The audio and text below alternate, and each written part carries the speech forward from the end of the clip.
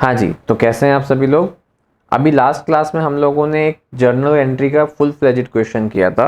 Next 1 से 2 classes में हम क्वेश्चंस ही करेंगे जर्नल एंट्रीज के, और आपका लास्ट टॉपिक फिर जो बचेगा जीएसटी वाला वो कंप्लीट करके और इस चैप्टर को क्लोज करेंगे। अब जितने भी जर्नल एंट्रीज के क्वेश्चंस हम लोग करेंगे, हर क्लास में थोड़ा सा डिफिकल्टी लेवल इंक्रीज होता चला जाएगा। तो जो लास्ट क्लास का डिफिकल्टी लेवल था उससे आज की क्लास का डिफिकल्टी लेवल थोड़ा सा ज्यादा होगा। इस वीडियो को अपलोड होने में इतना टाइम इसलिए लग गया क्योंकि एक क्वेश्चन में जर्नल एंट्री का आप लोगों को करवाना चाह रहा था, उसको पूरा मैंने रिकॉर्ड भी किया, बट वो पूरा वीडियो रिकॉर्ड हुआ मेरे आईपैड की स्क्रीन रिकॉर्डिंग बंद करके। तो एक बहुत ही केओटिक सी सिचुएशन हो गई। मेरे वीडियो की तो पूरी रिकॉर्डिंग हो गई पर मेरी स्क्रीन की रिकॉर्डिंग हुई ही नहीं। बट ठीक है, एनीवेज वो क्वेश्चन वैसे भी मैं लास्ट क्लास में करवाना चाह रहा था आपको, बट थोड़ा सा मैं भी शायद जल्दी जल्दी में वो क्वेश्चन बहुत पहले करा देता आपको, तो आपको शायद समझ में भी नहीं आता। तो चलिए क्वेश्चन स्टार्ट करते हैं। देखिए क्वेश्चन कह रहा है, पास journal entries for following transactions in journal of Himanshu Jain. Himanshu Jain की बुक्स हमें क्रिएट करनी है, या हिमांशु जैन के बिजनेस की बुक्स हम लोगों को क्रिएट करनी है। 2023 के ये ट्रांजैक्शंस हैं अप्रैल मंथ के। तो चलिए एक एक करके ट्रांजैक्शन पढ़ना स्टार्ट करते हैं। पहला ट्रांजैक्शन है, Himanshu started business with cash ₹1,50,000, furniture ₹10,000 and goods ₹60,000। तो इसकी एंट्री तो आई गेस अब आप सब लोगों को पता होगी, एक सिंपल सी एंट्री है। हमारे बिजनेस में एक तो कैश आया, एक हमारे बिजनेस में फर्नीचर आया और एक गुड्स आए। किस फॉर्म में आया? तो कैपिटल की फॉर्म में। तो कैपिटल भी इंक्रीज हुआ और ये सारी असेट्स भी इंक्रीज हुई। तो चलिए इसका फॉर्मेट बना के हम लोग इसको सॉल्व करना स्टार्ट करते हैं। फॉर्मेट में हर क्लास में आपको बताता हूँ बनाना बहुत ज़रूरी है। फॉर्मेट बनाए बगैर आप लोग क्वेश्चन सॉल्व मत कीजिएगा, स्पेशली जर्नल एंट्रीज के। Date, particulars, LF, debit, credit. Year था 2023 और डेट थी अप्रैल 1। फर्स्ट ट्रांजेक्शन ने हमसे बोला कि बिजनेस स्टार्ट किया with cash, furniture and goods. तो हम लोग की एंट्री क्या हो जाएगी? एंट्री हो जाएगी cash account debit, furniture account debit, stock account debit to capital account. यही एंट्री होगी। अमाउंट्स देख लेते हैं।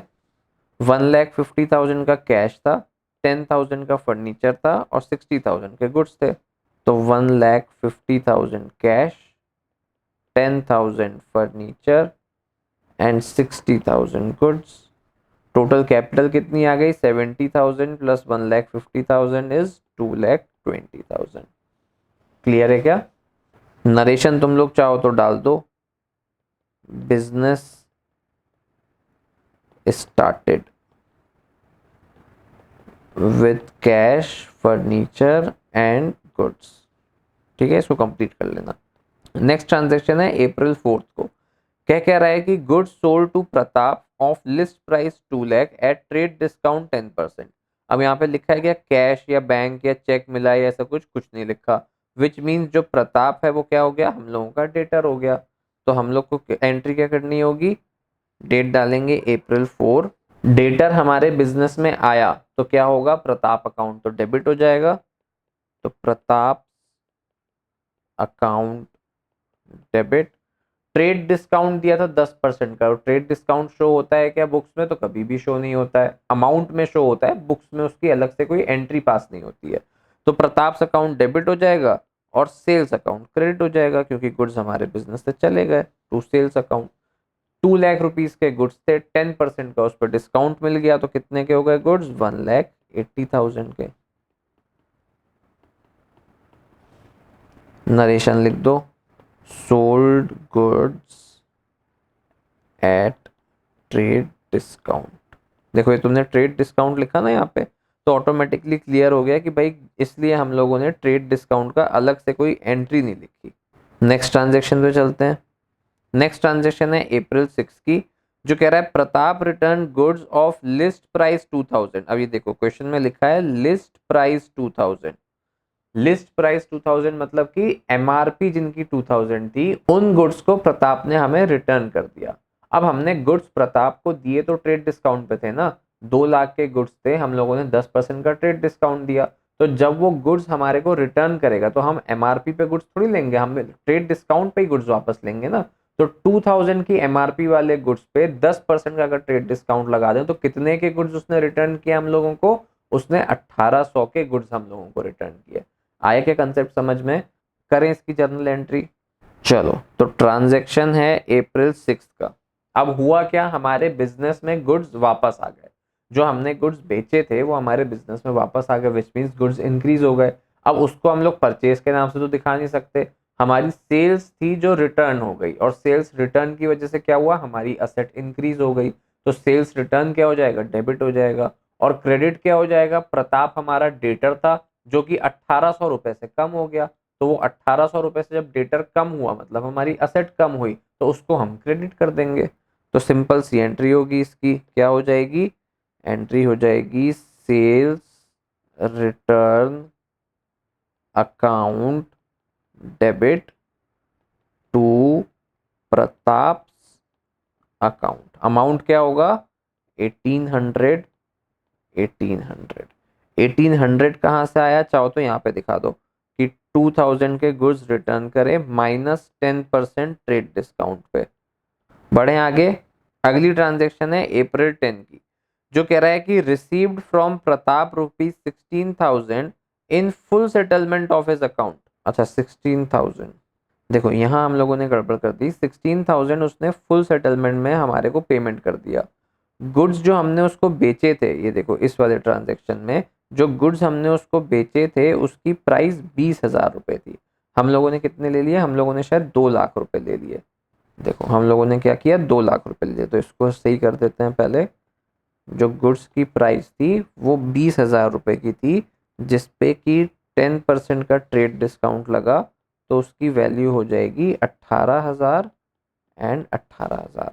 ठीक है, उसके बाद उसने 1800 के गुड्स रिटर्न कर दिए, बचे हुए अमाउंट का उसने पेमेंट कर दिया, 16,000 रुपए उसने पे करा, और वो 16,000 रुपए उसका फुल एंड फाइनल सेटलमेंट था। अब देखो कैलकुलेशन समझो, हम लोगों ने 18,000 के उसको गुड्स बेचे, उन 18,000 के गुड्स में 1800 के गुड्स उसने हम लोगों को वापस कर दिए, विच मीन्स उसके पास गुड्स कितने के बचे होंगे, तो 16,200 रुपए के गुड्स उसके पास बचे होंगे।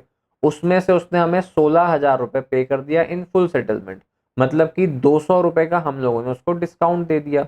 ये 200 रुपए जो हमने उसको डिस्काउंट दिया, ये कौन सा डिस्काउंट हो गया, ट्रेड डिस्काउंट हुआ या कैश डिस्काउंट हुआ? ये हो गया आपके लिए कैश डिस्काउंट। तो इसको हम लोग अपनी बुक्स ऑफ अकाउंट में रिकॉर्ड करेंगे in the name of discount allowed. ठीक है, तो कर देते हैं जल्दी से एंट्री। कौन सी डेट की है, अप्रैल 10 की एंट्री हम लोगों को करनी है।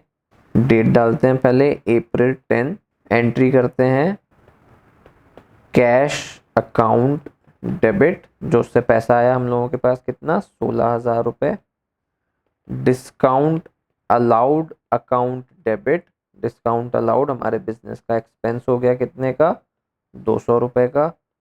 टू क्रेडिट क्या हो जाएगा, प्रताप अकाउंट क्रेडिट हो जाएगा, हमारा डेटर बिल्कुल ही माइनस हो गया बिजनेस में से, तो 16,200 का हमारा डेटर माइनस हो जाएगा। नरेशन लिख दो, cash paid in full settlement. ठीक है, चलें नेक्स्ट ट्रांजैक्शन पे।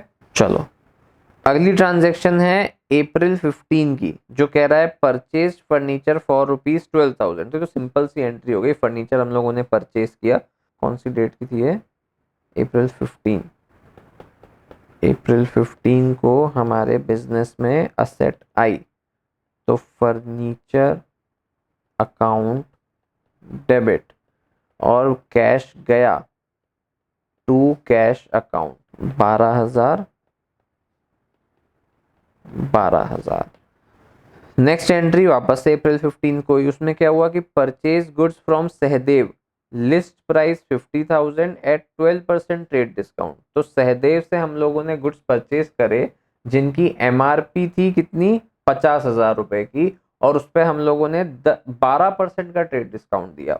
ठीक है, क्वेश्चन में देखो लिखा है कि हम लोगों ने उसको कैश पे किया या फिर कुछ चेक पे किया, ऐसा कुछ भी लिखा हुआ नहीं है यहाँ पे, कुछ नहीं लिखा है। तो सहदेव क्या हो गया हमारे बिजनेस का, सहदेव हो गया हमारे बिजनेस का क्रेडिटर।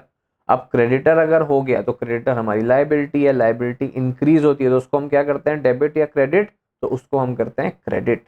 उसके बाद गुड्स हमारे बिजनेस में हम लोगों ने परचेज करे तो उसकी वजह से क्या हुआ, हमारे गुड्स इंक्रीज हो गए, विच मींस असेट इंक्रीज हो गई। असेट जब इंक्रीज होती है उसको क्या करते हैं, डेबिट या क्रेडिट, तो उसको करते हैं डेबिट। तो एंट्री करते हैं अप्रैल 15 को हुआ क्या, तो हम लोगों ने परचेज करे गुड्स, गुड्स परचेज करे तो एंट्री किस नाम से होगी, परचेज अकाउंट डेबिट। क्रेडिट कौन हो जाएगा, सहदेव, या तो सहदेव लिख दो या सहदेव अकाउंट लिख दो। अब 50,000 के गुड्स थे और 12% का उस पर ट्रेड डिस्काउंट मिला, तो क्या वैल्यू आ जाएगी, कैलकुलेट कर लेते हैं जल्दी से। 50,000 माइनस 12%, तो 44,000 रुपीज के गुड्स हम लोगों ने सहदेव से परचेज करे। नरेशन लिख दो, purchase goods on credit at trade discount. ठीक है, अगली ट्रांजैक्शन देखते हैं। अगली ट्रांजैक्शन है अप्रैल 18 की। ट्रांजैक्शन कह रही है return goods to Sahdev of list price 4,000। वापस वही वाली बात, हम लोगों ने जो गुड्स सहदेव से खरीदे थे उसकी एमआरपी थी 50,000 रुपए, उसने हमें ट्रेड डिस्काउंट दे दिया कितने का, 12% का, तो उसकी वैल्यू कितनी हो गई, 44,000 रुपीज। इस केस में अब हम लोगों ने उसको कुछ गुड्स जो परचेज करे थे वो रिटर्न कर दिए, जिन गुड्स की एमआरपी 4,000 रुपए थी, तो अब वो वापस एमआरपी पे थोड़ी लेगा, वो भी तो ट्रेड डिस्काउंट पे ही लेगा ना, तो 4,000 में 12% का ट्रेड डिस्काउंट लगा देंगे और उसको गुड्स रिटर्न कर देंगे। अब इसमें होगा क्या कि हमारा क्रेडिटर तो रिड्यूस हो जाएगा, क्रेडिटर रिड्यूस होगा मतलब लाइबिलिटी रिड्यूस होगी, और लाइबिलिटी रिड्यूस होती है तो उसको हम क्या करते हैं, डेबिट, तो सहदेव का अकाउंट तो डेबिट हो जाएगा। क्रेडिट क्या होगा, तो हमारे बिजनेस से जो हमने गुड्स लेकर आए थे उन गुड्स को हमने वापस कर दिया, तो गुड्स रिड्यूस हो गए मतलब असेट रिड्यूस हो गई, और असेट रिड्यूस हो गई तो उसको हम क्रेडिट कर देते हैं, तो हम लोगों का क्रेडिट क्या हो जाएगा, परचेज रिटर्न अकाउंट क्रेडिट हो जाएगा यहाँ पे। तो डेट डालते हैं हम लोग अप्रैल 18 और एंट्री क्या हो जाएगी, सहदेव तो हम लोगों का हो जाएगा डेबिट और क्रेडिट हो जाएगा हम लोगों का परचेज रिटर्न अकाउंट। 4,000 के गुड्स थे माइनस 12% का ट्रेड डिस्काउंट, तो कितनी वैल्यू आ गई निकाल लेते हैं, 4,000 माइनस 12% इज 3,520।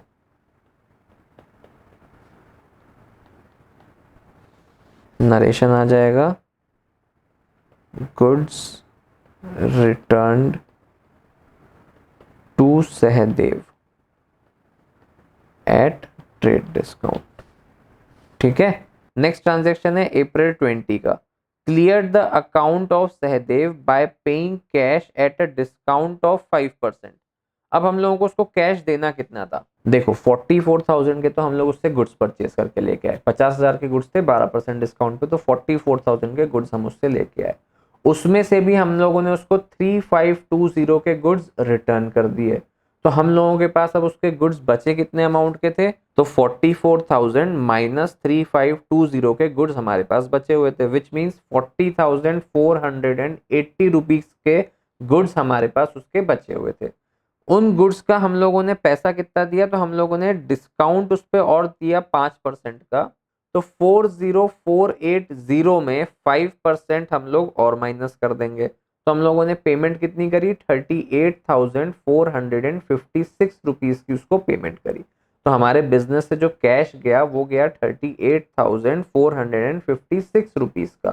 क्रेडिटर कितने का था, तो क्रेडिटर था हमारा 40,480 रुपीज का, मतलब कि हम लोगों को डिस्काउंट रिसीव कितना हुआ, तो 40,480 multiply by 5% is equals to 2,024 rupees का डिस्काउंट हमें रिसीव हुआ। सर क्या ये डिस्काउंट रिसीव्ड हमारे लिए इनकम हुई क्या, बिल्कुल हमारे लिए इनकम हुई। इनकम हुई तो क्रेडिट होगी क्या, तो बिल्कुल क्रेडिट होगी। तो एंट्री में क्या डेबिट होगा, तो सहदेव का अकाउंट डेबिट हो जाएगा, क्यों, क्योंकि वो हमारा क्रेडिटर था और वो बिजनेस से रिड्यूस हो गया, तो उसका अकाउंट तो डेबिट हो जाएगा। सर क्रेडिट क्या होगा, तो कैश हमारे बिजनेस से गया तो एक तो कैश क्रेडिट हो जाएगा, डिस्काउंट रिसीव्ड हमारे बिजनेस की इनकम हुई तो डिस्काउंट रिसीव भी क्रेडिट हो जाएगा। तो जल्दी से एंट्री पास कर देते हैं। अप्रैल 20 की ये ट्रांजैक्शन थी, तो डेट डालते हैं हम लोग अप्रैल 20। अप्रैल 20 को हुआ क्या, सहदेव अकाउंट तो डेबिट हो गया, सहदेव अकाउंट डेबिट।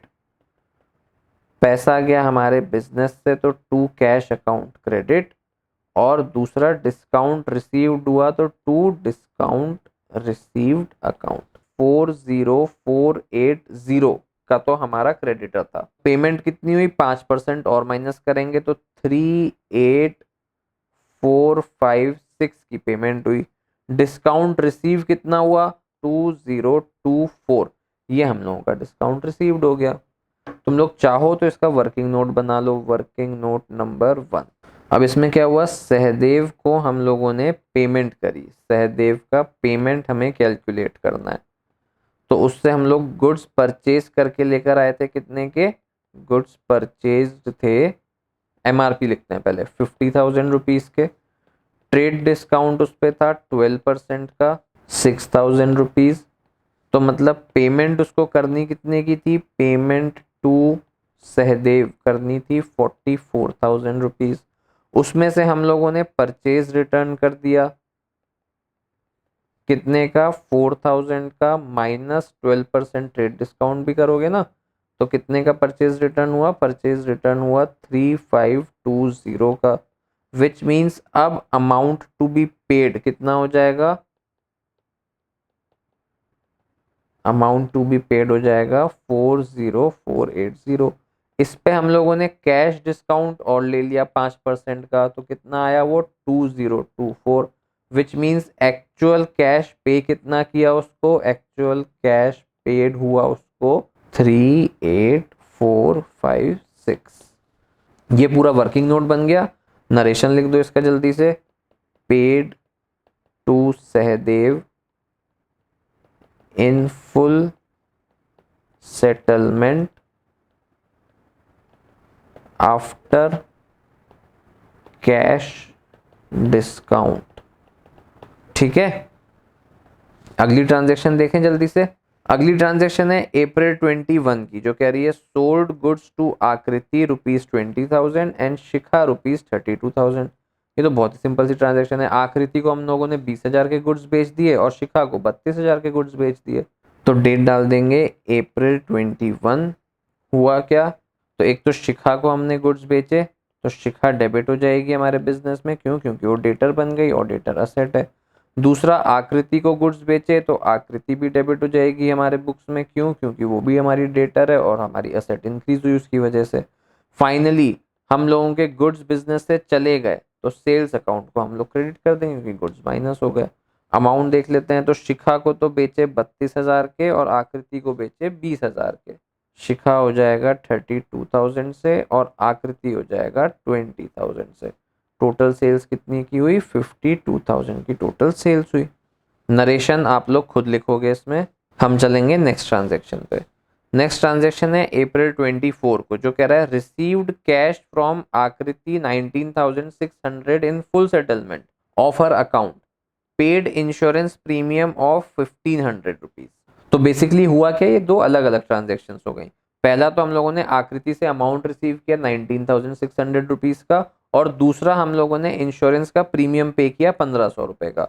दोनों ही ट्रांजेक्शन हुई 24 अप्रैल को। तो अप्रैल 24 की एंट्री कर लेते हैं हम लोग, अप्रैल 24। अब आई गेस आपको समझ में आ गया होगा यहाँ पे क्या हुआ। आकृति को हम लोगों ने गुड्स बेचे थे 20,000 रुपए के, और उससे हमारे पास आया कितना, तो 19,600 रुपए आया।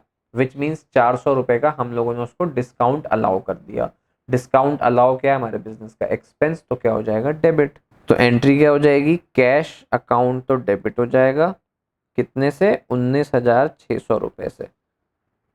उसके बाद डिस्काउंट अलाउड अकाउंट भी डेबिट हो जाएगा, कितने से, 400 रुपीज से। और आकृति क्रेडिट हो जाएगी, टू आकृतिज अकाउंट, कितने अमाउंट से, तो 20,000 से। नरेशन लिख रहा हूं मैं आप लोगों के लिए, कैश रिसीव्ड फ्रॉम आकृति इन फुल सेटलमेंट। अच्छा, अप्रैल 24 को एक और ट्रांजैक्शन हुई थी क्या, ये देखो, इंश्योरेंस प्रीमियम पे किया था हम लोगों ने। तो इंश्योरेंस प्रीमियम क्या है, हमारे बिजनेस के लिए एक्सपेंस है, तो ये क्या हो जाएगा, डेबिट। और पे किस में, कैश में किया होगा तो कैश हो जाएगा, या बैंक से किया होगा तो बैंक हो जाएगा क्रेडिट। हम लोग कैश ही करेंगे। तो इंश्योरेंस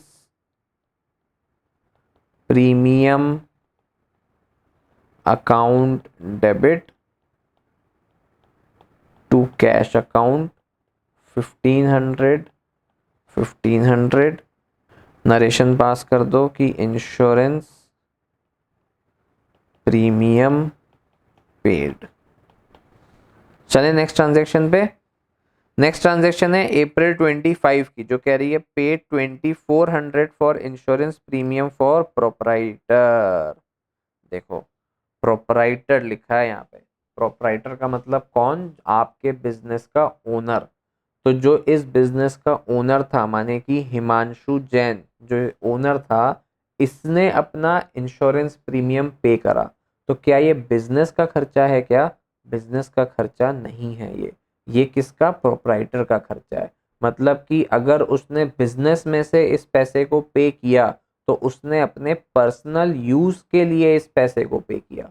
तो अब यहाँ पे इंश्योरेंस प्रीमियम अकाउंट डेबिट होगा क्या, तो नहीं, यहाँ पे ड्रॉइंग्स अकाउंट डेबिट होगा, क्योंकि उसने अपने बिजनेस से पैसा निकाला पर्सनल यूज के लिए। ट्रिकी क्वेश्चन है ये, यहाँ पे लिखा नहीं है पर्सनल यूज, लेकिन लिखा है कि इंश्योरेंस प्रीमियम पे हुआ है किसका, तो प्रोपराइटर का पे हुआ है। प्रोपराइटर कौन, बिजनेस का मालिक। तो अप्रैल 25 को बिजनेस में क्या हुआ, ड्रॉइंग्स अकाउंट डेबिट हुआ। Drawings account debit to cash account, कितना, 2400, 2400। और यहां पे लिख दो पर्सनल इंश्योरेंस प्रीमियम पेड, जिससे कि समझ में आ जाए कि पर्सनल यूज के लिए पैसा निकाला गया है। चलिए नेक्स्ट ट्रांजैक्शन पे।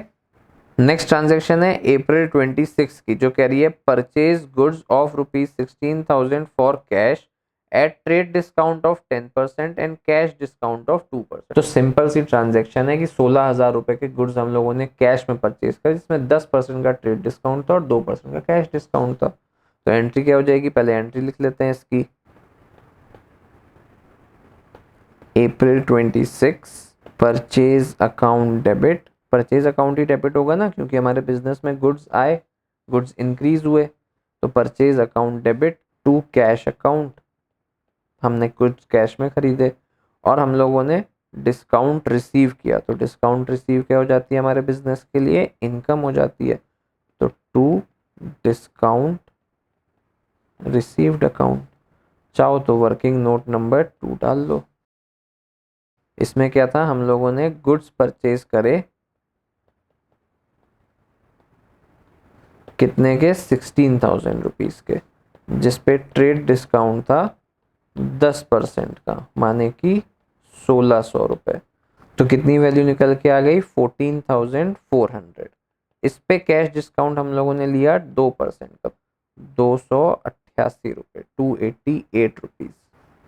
विच मीन्स हम लोगों ने कैश पेमेंट कितनी करी होगी, तो कैश पेमेंट करी होगी 14,400 माइनस 288 इज 14,112 रुपीज की। तो लिख दो यहाँ पे 14,112 रुपीज का। परचेज अकाउंट था 14,400 रुपीज का और डिस्काउंट रिसीव्ड हुआ 288 रुपीज का। चले नेक्स्ट ट्रांजेक्शन पे। तो ट्रांजैक्शन कह रही है received full payment from Shikha at discount of 5% in full settlement of his account. तो शिखा को हम लोगों ने गुड्स बेचे कितने के थे एक्चुअल में, तो 32,000 रुपीज के गुड्स देखो हमने शिखा को बेचे थे, कब, अप्रैल 21 को। और उस पे हम लोगों ने पैसा रिसीव किया, फुल पेमेंट रिसीव हुई हम लोगों को 5% के डिस्काउंट पे इन फुल सेटलमेंट, मतलब 5% का डिस्काउंट उसने हम लोगों से ले लिया। तो ये क्या हुआ, हमारे बिजनेस का डिस्काउंट अलाउड, तो क्या हो जाएगा, ये डेबिट हो जाएगा। अप्रैल 27 क्या हुआ हमारे बिजनेस में, कैश रिसीव हुआ, तो कैश अकाउंट डेबिट डिस्काउंट हम लोगों ने अलाउ किया तो डिस्काउंट अलाउड अकाउंट डेबिट, और शिखा हमारी क्रेडिटर थी, और सॉरी, और शिखा हमारी डेटर थी जो रिड्यूस हो गई, तो टू शिखाज अकाउंट। शिखा को गुड्स बेचे कितने थे हमने, तो 32,000 के गुड्स बेचे थे, जिसपे कि हम लोगों ने 5% का उसको डिस्काउंट दे दिया। तो देखो शिखा के सामने तो 32,000 तुम लोग वैसे ही लिख दो, 32,000 का हमारा डेटा रिड्यूस हो गया तो शिखा के सामने अमाउंट पूरा 32,000 आ जाएगा। 5% का उसको डिस्काउंट दिया तो 32,000 का 5% हो गया 1,600 रुपीज, और 32,000 में से 1,600 माइनस हो गया तो कितना अमाउंट आया, 30,400 रुपीज हमारे पास कैश आ गए। नरेशन लिख दो इसका कि Shikha paid in full settlement after cash discount. Next transaction April 28 paid for advertisement ₹2,000, salaries 8,000 and rent 1,600। एक कंपाउंड एंट्री हो जाएगी, यहाँ पे तीनों ही एक्सपेंसेस हैं और तीनों हमने पे करे, तो एंट्री क्या हो जाएगी, एडवर्टीजमेंट भी डेबिट हो जाएगा, सैलरीज भी डेबिट हो जाएगा, रेंट भी डेबिट हो जाएगा, और कैश हमारे बिजनेस से गया तो वो क्रेडिट हो जाएगा। तो एंट्री कर लेते हैं April 28 की। April 28 advertisement account debit, salaries account debit, rent account debit to cash account. Amount देख लेते हैं कितने कितने, 2,000, 8,000, 1,600, 2,000, 8,000, 1,600, टोटल कितना हो गया 11,600। नरेशन लिख दो, एक्सपेंसेस पेड बाय कैश। ठीक है, आ रहा है समझ में। चलें लास्ट ट्रांजैक्शन पे। लास्ट ट्रांजैक्शन है 30 अप्रैल की, जो कह रही है रिसीव्ड कमीशन ऑफ ₹1,000। 1,000 रुपीज का कमीशन रिसीव हुआ, मतलब कि इनकम रिसीव हुई। तो सिंपल सी एंट्री होगी इसकी, क्या, April 30 कैश अकाउंट डेबिट हो जाएगा, और कमीशन हमारी इनकम है तो कमीशन अकाउंट क्रेडिट हो जाएगा, तो टू कमीशन रिसीव्ड कितना का, 1,000, 1,000। नरेशन लिख देना, कमीशन रिसीव्ड। तो आज तुम लोगों का एक दूसरा क्वेश्चन कंप्लीट हुआ। उस क्वेश्चन में क्या था, एक थोड़ा सा डिफिकल्टी लेवल थोड़ा सा ज्यादा था इसका। अगली क्लास में थोड़ा सा और डिफिकल्ट क्वेश्चन करेंगे, और फिर फाइनली लास्ट क्लास में हम लोग सबसे डिफिकल्ट क्वेश्चन कंप्लीट करके जीएसटी की जर्नल एंट्रीज को सीखेंगे, और वहां हमारा जर्नल एंट्री वाला पूरा का पूरा चैप्टर कंप्लीट हो जाएगा।